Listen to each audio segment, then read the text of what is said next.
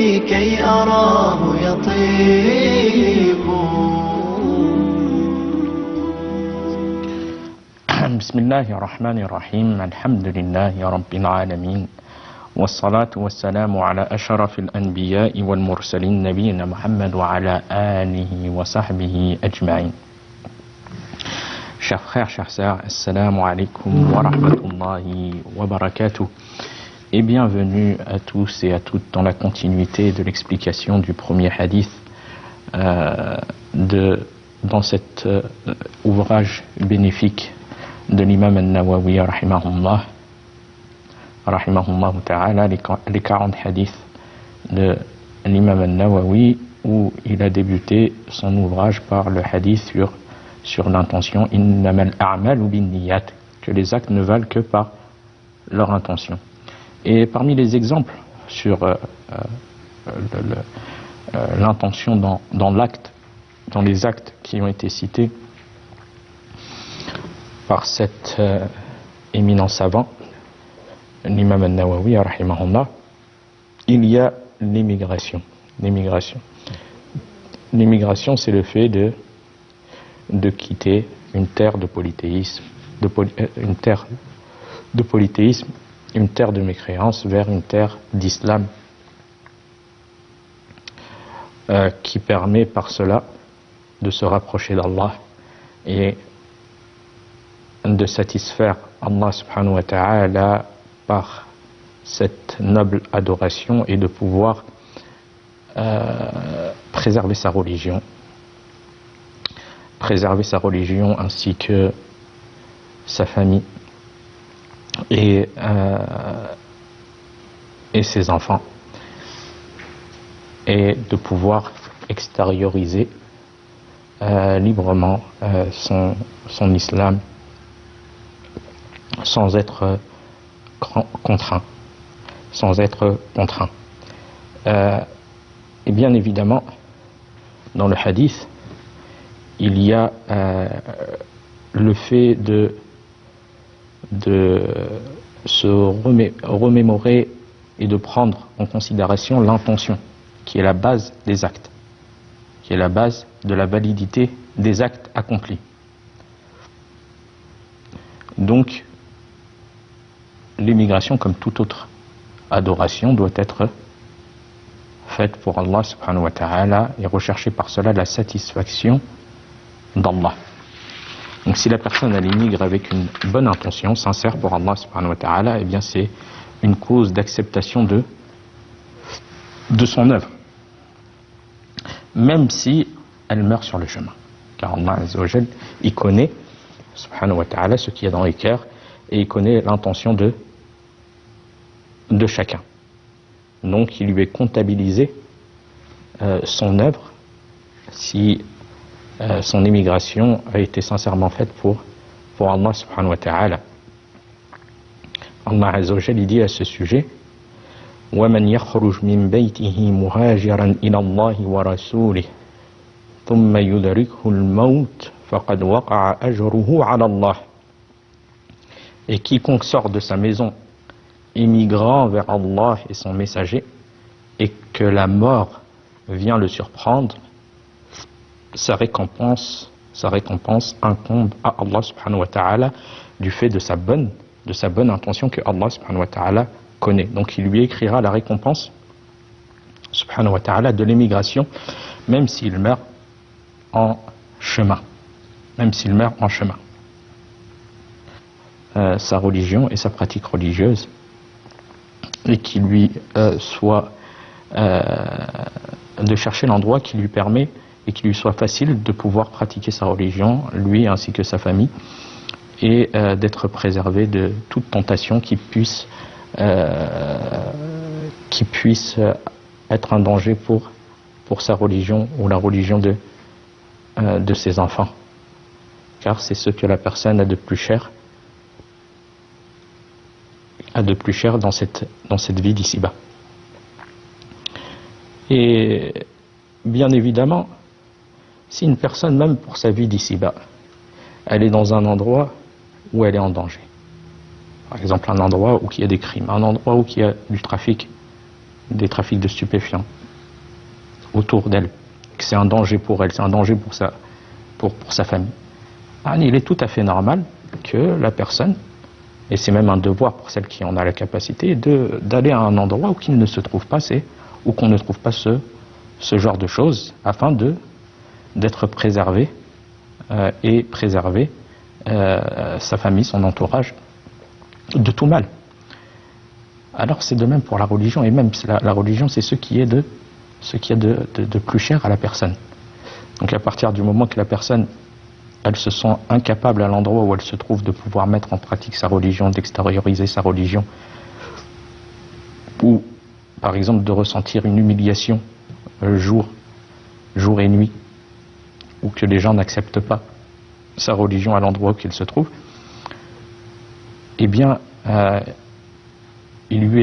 c'est un devoir d'aller à un endroit, une terre, l'islam, où qu'elle puisse pratiquer sa religion si elle en a les capacités. C'est un devoir pour elle. Et le prophète alayhi salatu wassalam a décrit dans un hadith que l'émigration restera jusqu'au jour de la résurrection. C'est une œuvre qui restera jusqu'au jour de la résurrection. Et c'est une œuvre que même le prophète alayhi salatu wassalam a mis en pratique, ainsi que ses compagnons. Donc la personne ne peut pas réfuter le jugement de cela, et que cela fait partie de notre religion, car le prophète sallallahu alayhi wa sallam l'a même appliqué, l'a même pratiqué, lui ainsi que ses compagnons radiyallahu anhum. Le prophète sallallahu alayhi wa sallam a dit dans un hadith: لا تنقطع الهجرة حتى تنقطع التوبة ولا تنقطع التوبة حتى تطلع الشمس من مغربها. Le prophète alayhi salatu wassalam a dit dans ce hadith: l'émigration ne cessera pas tant que le repentir sera possible, et le repentir sera possible jusqu'à ce que le soleil se lève de son couchant, qui est un des signes imminents du jour de la résurrection, le lever du soleil de son couchant.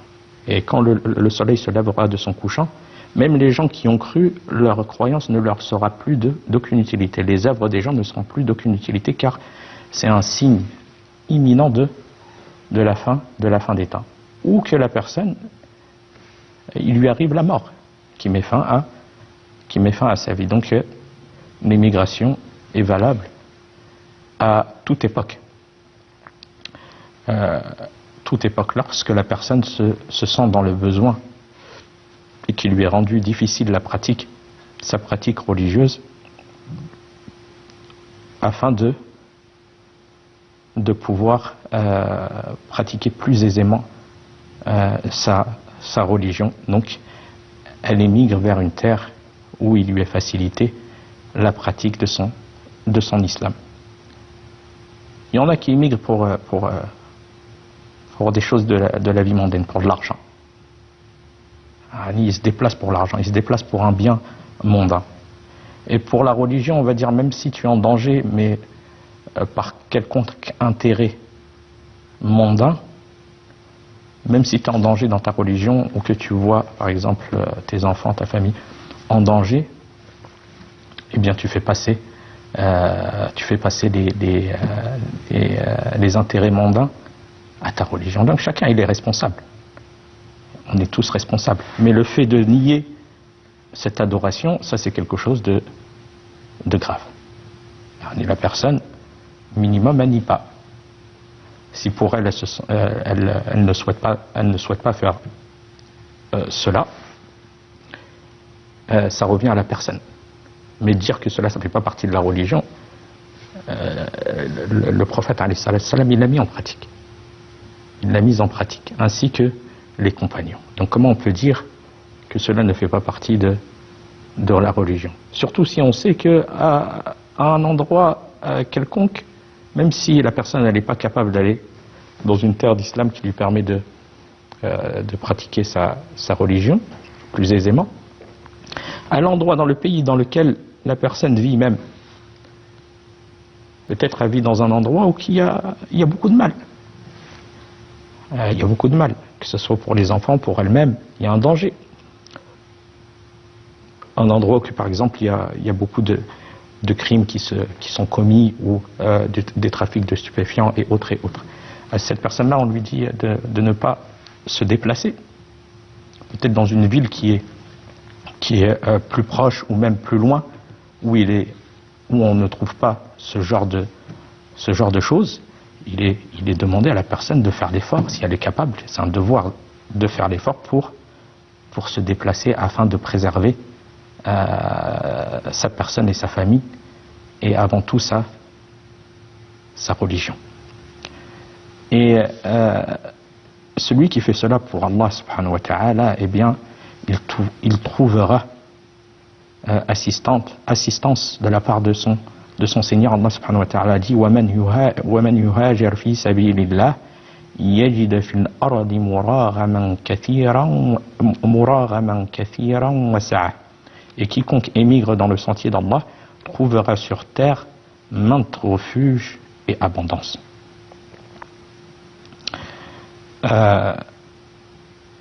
Bien évidemment, ceux qui se basent sur la parole du prophète sallallahu alayhi wa sallam pour dire que c'est fini, il n'y a plus besoin d'émigration, l'immigration c'était avant, en se basant sur la parole du prophète alayhi salatu wa sallam, la hijrata ba'da al-fath, pas d'émigration après la conquête, du fait que ça y est, ça a été abrogé, il n'y a plus d'immigration. Cela il faut, car ce qui est voulu par la parole du prophète alayhi salatu wa sallam, c'est l'émigration depuis la Mecque, car une fois que la Mecque a été conquise par le prophète alayhi salatu wa sallam, c'est devenu une terre d'islam, donc il n'y a plus intérêt à émigrer de cette terre, parce que c'est devenu une terre d'islam. Mais avant, lorsqu'elle était sous le contrôle des polythéistes, des non-musulmans, eh bien c'était légiféré d'émigrer, comme cela s'est produit à l'époque du prophète alayhi salatu wa salam. Mais une fois qu'elle a été conquise par le prophète sallallahu alayhi wa sallam, donc il n'y a plus intérêt à émigrer de cette terre sainte qui est un endroit privilégié pour la pratique de sa religion. Et donc ce qui prouve aussi que ça c'est une bonne annonce, comme les savants le disent, que la Mecque restera terre d'islam jusqu'au jour de la résurrection. Pas d'immigration, le prophète sallallahu alayhi wa sallam a dit la hijrata ba'da al-fath, pas d'immigration après la conquête. Une fois que le prophète sallallahu alayhi wa sallam a conquis cette terre, il n'y a plus intérêt à émigrer de la Mecque vers une autre terre. Mais cela ne veut pas dire que l'immigration a été abrogée, qu'il n'y a plus d'immigration. Non. Par contre, au niveau du statut de l'immigration, le jugement sur de la hijra, elle diffère. C'est pas un seul jugement, mais elle est différente selon les cas. Pour la personne qui en a la capacité et qui n'a pas la possibilité d'extérioriser sa religion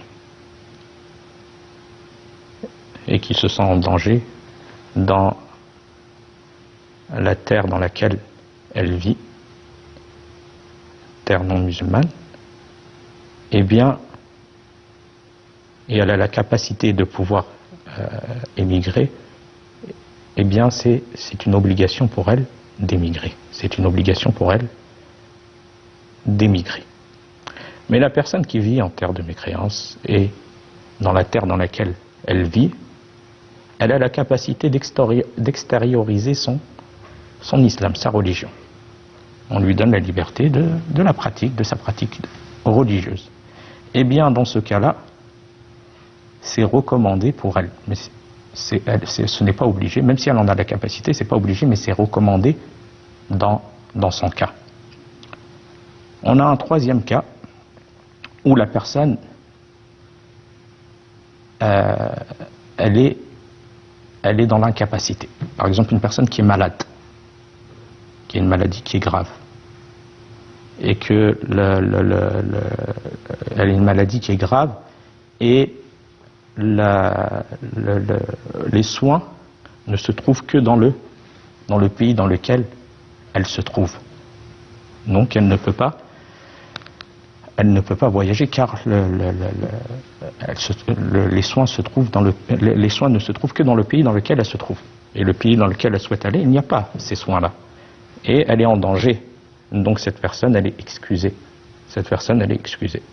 Puis on a un quatrième cas où la personne elle a un bien et un intérêt pour les musulmans dans le pays non musulman dans lequel elle réside. Comme une personne qui est partie, elle a appris la religion et elle est utile pour les gens, pour les musulmans dans le pays dans lequel elle réside. Et les musulmans sont en besoin de sa présence, car ils n'ont pas où apprendre leur religion. Et le fait que cette personne-là se trouve à cet endroit-là, il y a un intérêt pour les musulmans. Et bien dans ce cas, il est recommandé à cette personne-là, qui a un intérêt pour les musulmans dans la terre dans laquelle elle se trouve, même si c'est une terre non musulmane et elle a la capacité à pouvoir émigrer, il lui est recommandé de rester à cet endroit-là, dans le fait d'être utile aux gens,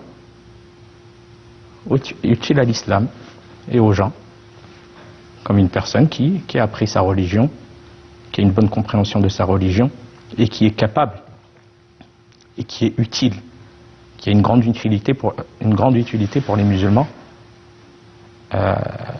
dans le pays dans lequel elle se trouve. Il lui est recommandé de rester pour faire profiter aux musulmans. Donc ce n'est pas un jugement qui est général pour tout le monde, qui est général pour tout le monde. Il est demandé aussi aux personnes qui n'ont pas la capacité et qui se trouvent en terre de mécréance et qui n'ont pas la capacité, malgré les difficultés et qui ne peuvent pas extérioriser leur religion, de trouver un endroit dans le même pays ou ailleurs où il est meilleur pour lui de pratiquer son islam, où il est meilleur pour lui de pratiquer son islam. Donc voilà concernant le jugement sur l'immigration, qui est une grande adoration et qui est un devoir, une obligation pour celui qui en a les capacités et qui n'est pas capable d'extérioriser son islam dans la terre non musulmane dans laquelle il vit. Non. Et le fait de rechercher par cela la satisfaction d'Allah, car c'est l'intention qui est la base de la validité des actions, de la validité des actions. Donc voilà concernant le jugement. Et il est important aux musulmans de préserver leur religion où qu'ils se trouvent, de préserver leur islam et leur religion où qu'ils se trouvent. C'est un devoir de faire passer notre religion devant les intérêts mondains, car on est responsable. On est responsable de notre propre personne ainsi que de nos familles le jour de la résurrection. Donc la personne se doit, ou selon sa situation même, de demander à une personne de science quel est le jugement selon ma situation. C'est le devoir pour chaque musulman. Wa fil khitam هذا والله أعلم وصلى الله على نبينا محمد والسلام عليكم ورحمة الله وبركاته. أسعد قلوبا بالهداية والتقى وانر طريقي كي